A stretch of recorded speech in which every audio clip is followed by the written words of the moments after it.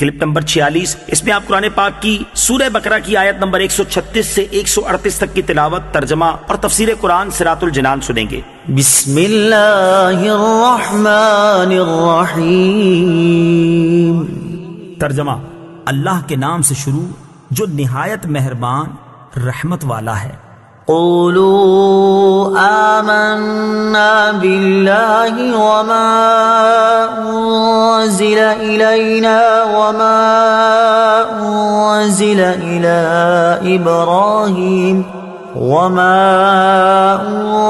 الی ابراہیم وإسماعيل وإسحاق ويعقوب والأسباط وما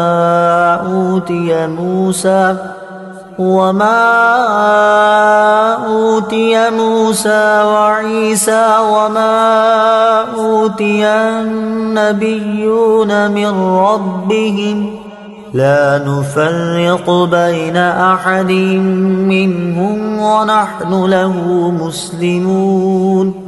ترجمہ: اے مسلمانوں، تم کہو ہم اللہ پر اور جو ہماری طرف نازل کیا گیا ہے اس پر ایمان لائے، اور اس پر جو ابراہیم اور اسماعیل اور اسحاق اور یعقوب اور ان کی اولاد کی طرف نازل کیا گیا، اور موسیٰ اور عیسیٰ کو دیا گیا، اور جو باقی انبیاء کو ان کے رب کی طرف سے عطا کیا گیا، ہم ایمان لانے میں ان میں سے کسی کے درمیان فرق نہیں کرتے، اور ہم اللہ کے حضور گردن رکھے ہوئے ہیں۔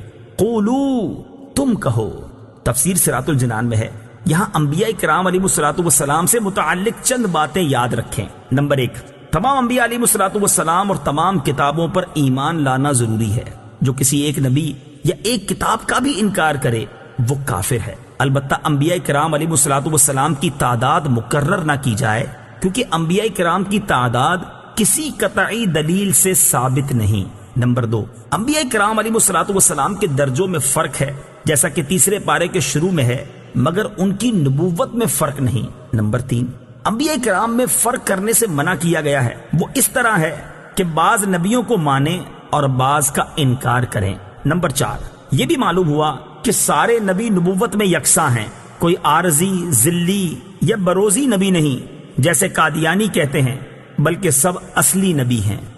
فَإِنْ آمَنُوا بِمِثْلِ مَا آمَنْتُمْ بِهِ فَقَدِ اهْتَدَوْا وَإِنْ تَوَلَّوْا فَإِنَّمَا هُمْ فِي شِقَاقٍ فَسَيَكْفِيكَهُمُ اللَّهُ وَهُوَ السَّمِيعُ الْعَلِيمُ۔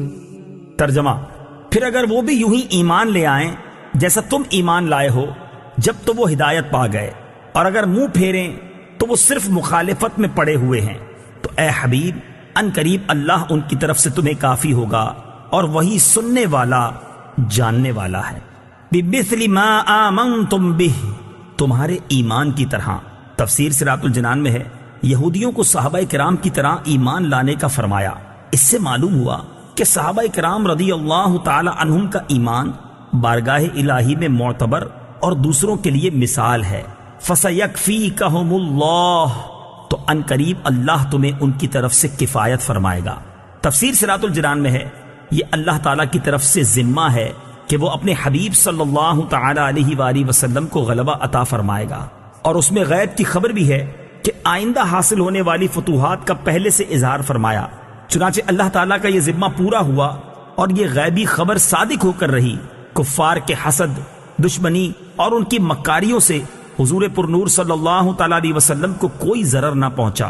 حضور اکرم صلی اللہ تعالی علیہ وسلم کو فتح نصیب ہوئی، بنی قریظہ قتل ہوئے، جبکہ بنی نذیر جلا وطن کیے گئے، اور یہود و نصارہ پر جزیہ مقرر ہوا۔ صبغة اللہ ومن احسن من اللہ صبغة ونحن له عابدون۔ ترجمہ: ہم نے اللہ کا رنگ اپنے اوپر چڑھا لیا، اور اللہ کے رنگ سے بہتر کس کا رنگ ہے، اور ہم اسی کی عبادت کرنے والے ہیں۔ صبغۃ اللہ، اللہ کا رنگ۔